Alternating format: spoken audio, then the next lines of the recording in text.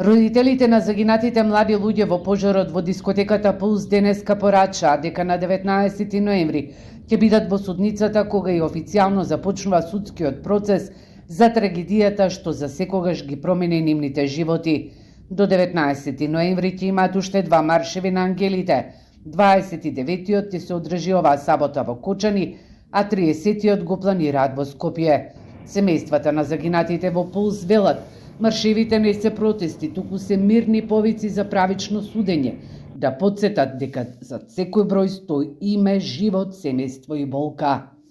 Ние, родителите на загинатите деца, ќе бидеме таму, мирно, достоинствено и со вера во вистината, за да го следиме судењето и да потсетиме дека секоја пресуда мора да се темели на вистината, а не на заборавот. Во пресрет на почетокот на процесот, ве повикуваме сите граѓани на Македонија, на Кочани, сите што верувате во човечноста и правдата, да ни се придружите на 8 ноември 2025 година, сабота, во 14 часот и 5 минути од Паркот на Револуцијата Кочани до Основен суд Кочани, да чекориме со љубов, со болка и со достоинство во име на оние што повеќе не можат да чекорат.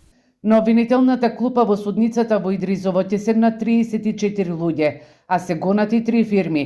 Судиката Дијана Груевска-Илиевска ќе ја дели правдата. Како втор член на судечкиот совет ќе постапува судијата Ахмет Идризи.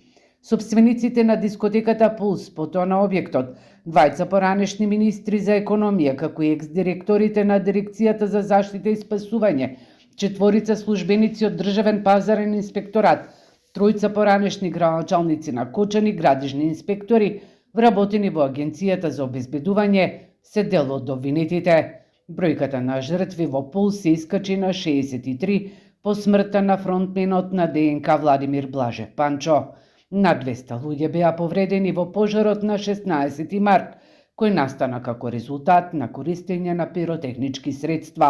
Инаку, освен на 19 март, закажани со уште 6 термини за рочишта.